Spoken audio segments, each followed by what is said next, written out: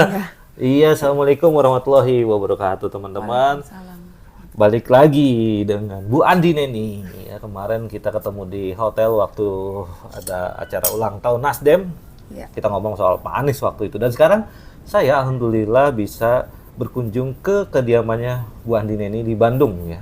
Ini aktivis yang nggak ada berhentinya dan ternyata kisahnya teman-teman, tapi saya belum berani cerita karena seru banget, tapi takutnya nanti kenapa-napa dengan kisah itu. Sebenarnya menarik sekali kisah perlawanannya Bu Andi Neni ini terhadap kezoliman. Nah, teman-teman mungkin akan amazed ngelihat ini apa sih? Ada tutup panci, Fried rice. ada nasi goreng. Nah, ini ada makanan Dari asli Makassar ya? Makassar dan ini ada Sate. sate ya. Nah, ini kita emang di meja makan. Tadinya mau di depan tapi saya milih di meja makan karena lebih natural, dan pagi ini kita dilayanin banget sama Bu Andini ini, dia yang masakin semua ini kecuali sate ya, sate boli ya. Iya. Tapi ya inilah sebenarnya Bu Andini ini adalah di rumah as a housewife atau sebagai ibu rumah tangga. Betul. Yang ngurusin anak, ngurusin suami, yang masak seperti ini. Maka saya merasa lebih tepat kalau kita ngobrolnya di ruang makan atau dapur. Dan Bu Andi Neni apa kabar?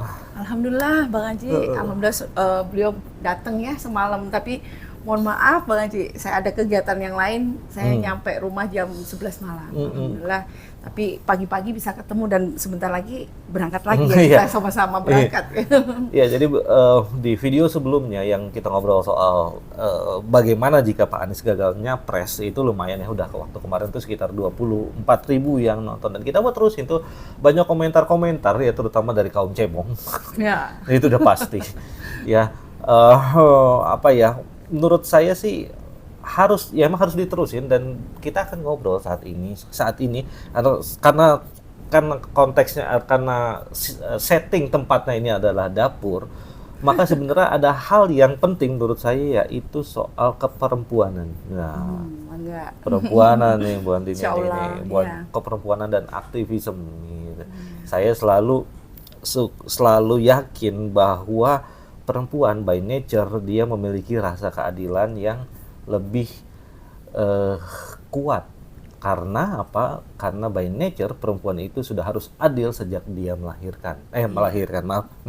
Betul. Mengandung, dia harus membagi nutrisi untuk dirinya dan sang jabang bayi. Dan ketika dia melihat ketidakadilan, nah itu seolah-olah rasa keadilan yang ada, yang nature dalam dirinya itu terpanggil ya. Karena itulah kenapa sekarang kita bisa melihat fenomena emak-emak yang melawan, perempuan yang melawan, atau dalam bahasa lain emak-emak militan dan sebagainya.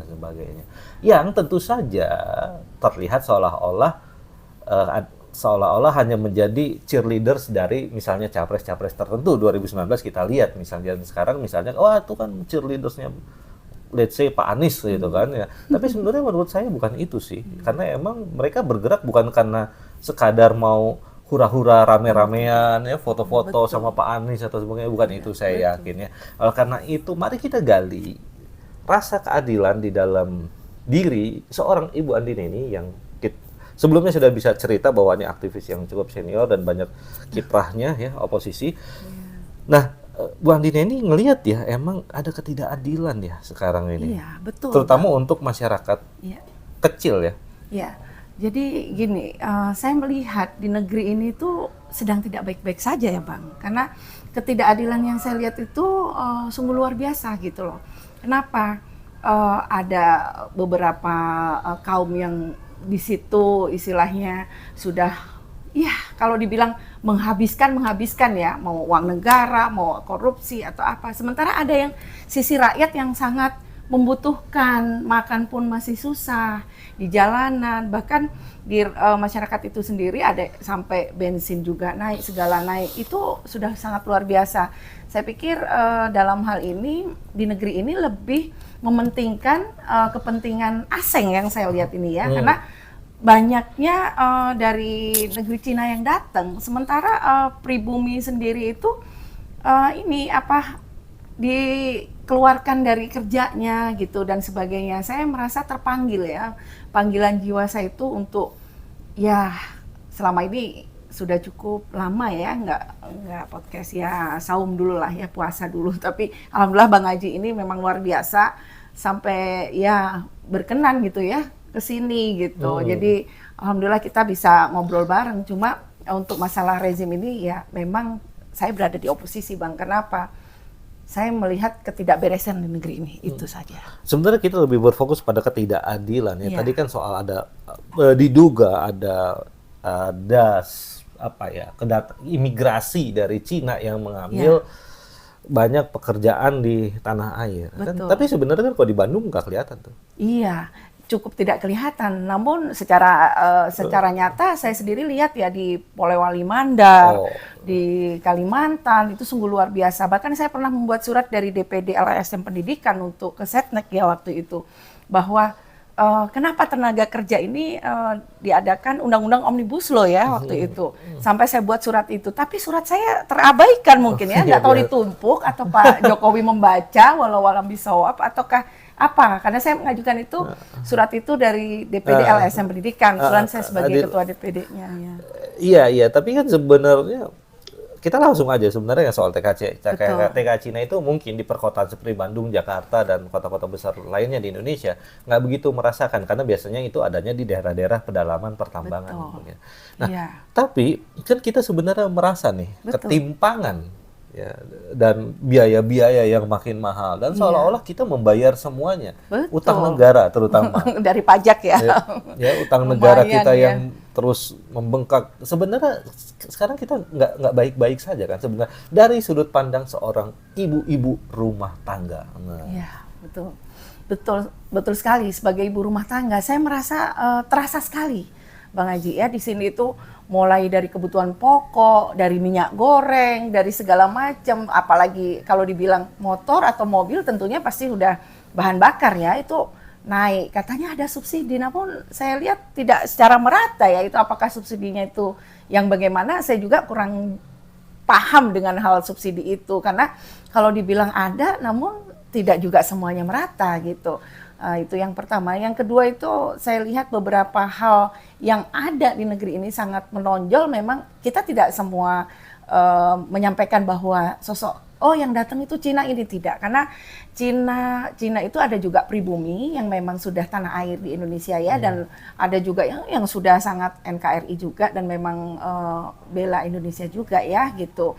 Tapi yang saya sebut tadi adalah tenaga-tenaga asing yang baru datang gitu. Nah itu yang saya sebut tadi. Kemudian ada beberapa tenaga kedokteran ya, medis itu datang dengan untuk apa sih? Apakah di Indonesia ini nggak ada dokter gitu loh? Maksud saya dokter-dokter di Indonesia itu luar biasa. Saya pikir di Indonesia ini dokter-dokter kita itu ahli-ahli segalanya pun ada gitu. Kenapa harus Pak Jokowi mendatangkan lagi dari Cina? Saya nggak mengerti hal itu gitu loh. Ada apa ini sebenarnya? Kenapa gitu? diizinkan? Kenapa diizinkan masuk? Bahkan paspornya dan sebagainya itu waduh sangat dipermudah sekali gitu loh. Sementara pribumi sendiri ada yang di bagian Indonesia mau masuk aja daerah itu harus pakai paspor. Ini kan luar biasa gitu. Luar biasa sekali. Bu Andina ini kan sebenarnya informasi-informasi seperti itu. Bu Andina ini kan dapatnya dari media sosial. Betul. Ya, WAG dan media sosial lainnya sebenarnya. Sebenarnya kan keseharian Bu Andina ini di sini nggak begitu susah-susah amat. Iya sih, mungkin kalau dari segi saya, karena saya sebagai guru dan dosen ya alhamdulillah gitu, karena suami juga ada penghasilan, tetapi melihat dari segi luar, karena saya terjun langsung ke bawah. Saya terjun ke bawah itu kadang langsung terjun ke penyanyi jalanan gitu. Jadi saya langsung di situ ada yang yang dibilang gepengnya gelandangan dan pengemis juga itu sangat banyak. Kadang-kadang saya tiap hari Minggu saya datang sambil ya jalan-jalan ke sana sambil menyanyi bersama mereka, sambil ngopi bareng begitu, dan mereka sudah sangat mengeluhkan dengan keadaan negeri ini. Apa sih yang bisa saya perbuat? Saya itu sedih sekali gitu. Jadi di jalanan karena saya hanya bisa karena pendidikan aja. Jadi dan bukan hanya orang-orang di jalanan ya, mungkin teman-teman juga, saudara juga merasakan hal yang sama. Oh betul, sangat merasakan. Karena artinya bukan hanya dari media sosial. Bukan, karena terasa sekali di rumah atau di kehidupan mereka itu. Yang tadinya mungkin ya ini harga minyak goreng yang tadinya satu botol misalnya bisa atau 1 liter bisa 10.000, mungkin sekarang 14.000. Lalu ayam seperti itu tadinya 30, sekarang udah 35 atau apa. Nah itu harga-harga sembako itu dirasakan sekali oleh ibu rumah tangga, karena saya sebagai ibu rumah tangga juga itu senang memasak ya, bukan masalah senangnya, karena itu kewajiban sebagai seorang istri. Apapun aktivitas yang kita lakukan, apapun profesi kita, kita adalah seorang ibu rumah tangga dan kita harus melaksanakan tugas kita sebagai ibu rumah tangga, begitu.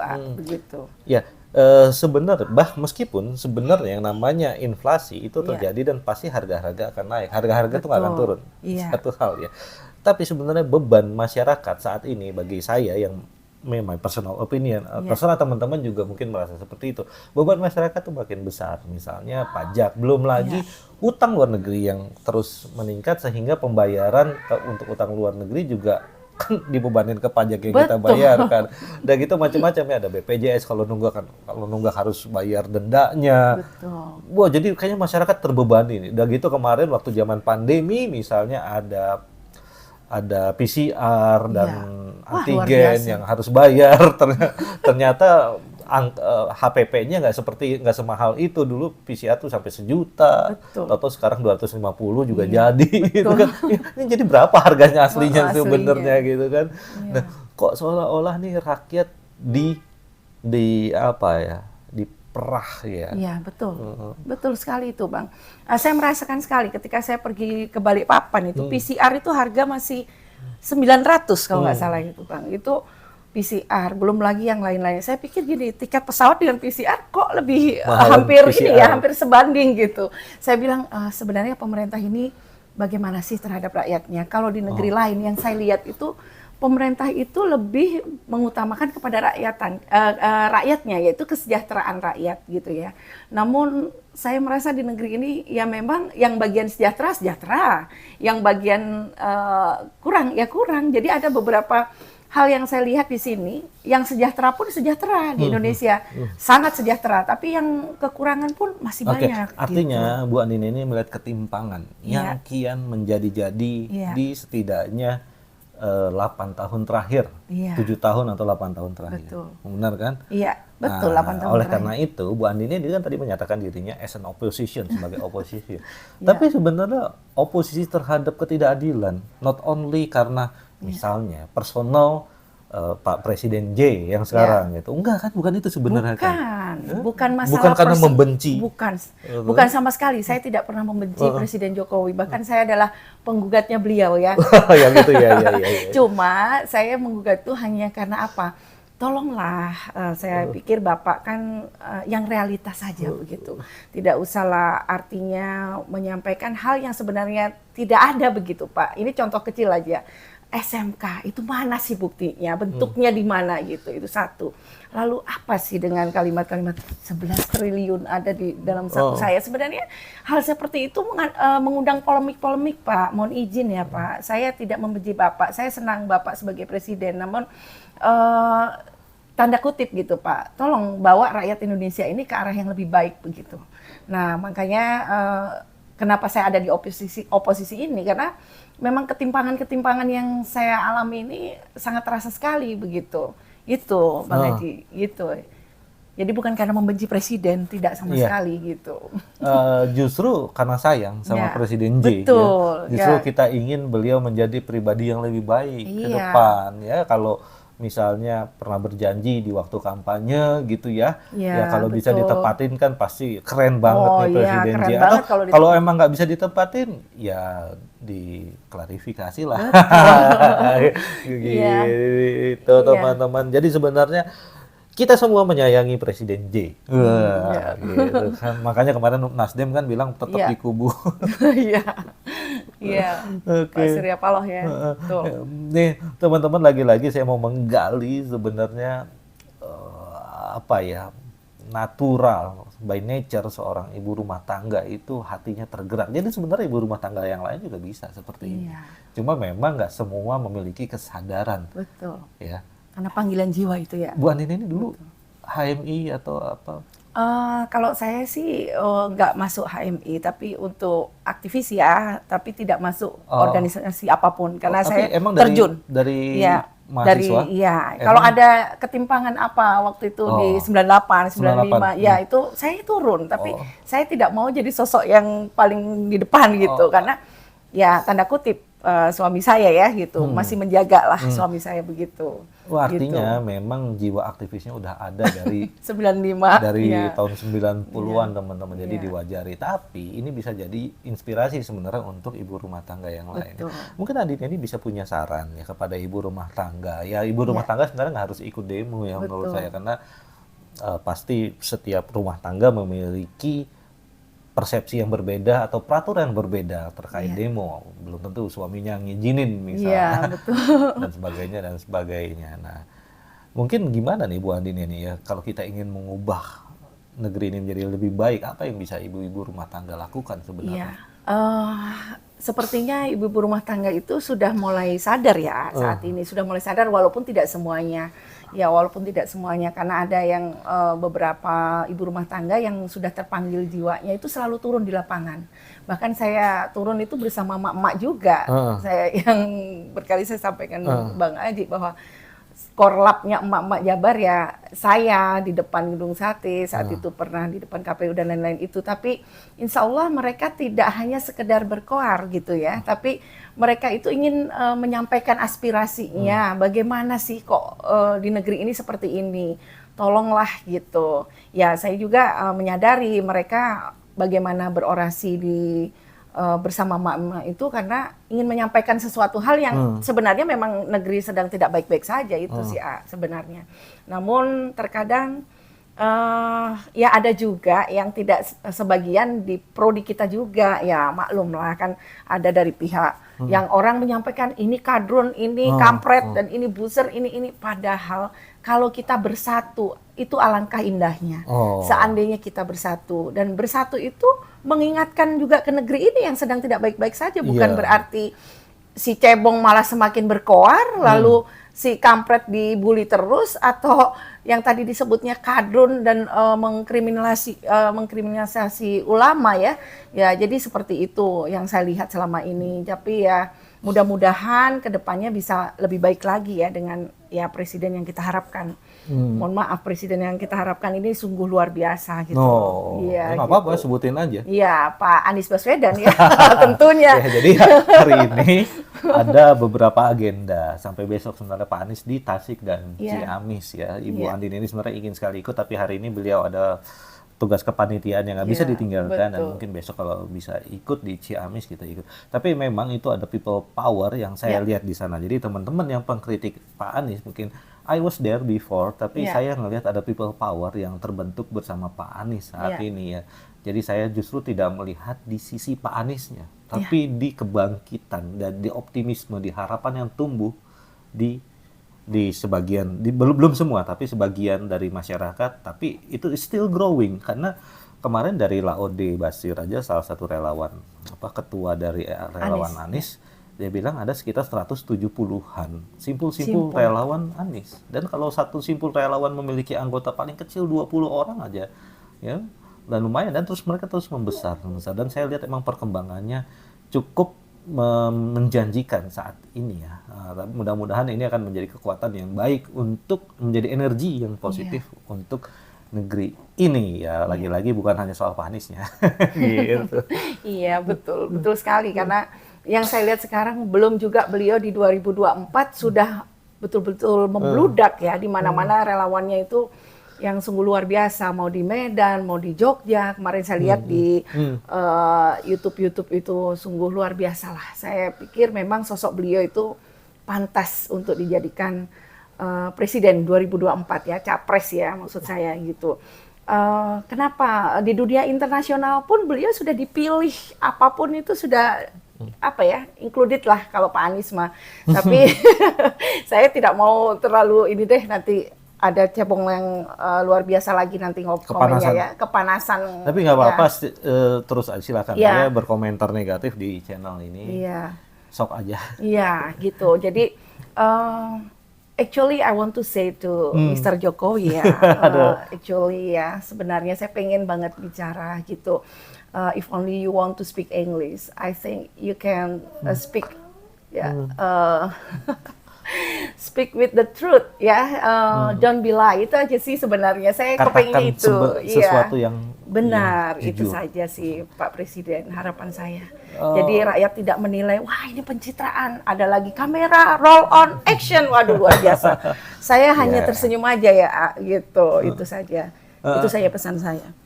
Iya, kita yakin bahwa Presiden J adalah pribadi yang lurus dan baik. Betul, ya. Mungkin kalaupun ada yang sedikit-sedikit negatif ya, bisa jadi itu salah paham juga sebenarnya ya. Tapi ya selalu kita beranggapan, kita berharap beliau menjadi yang terbaik. Iya, insya Allah, insya Allah. Gitu Bu Andini, karena Bu Andini juga harus jalan. Ya, saya juga. terima kasih. Ya. Jadi ini di habis sarapan teman-teman, lagi situasinya adalah rumah tangga. Iya. Masih Bu Andini, semoga bermanfaat teman-teman. Wabillahi taufiq wal hidayah. Wassalamualaikum warahmatullahi wabarakatuh.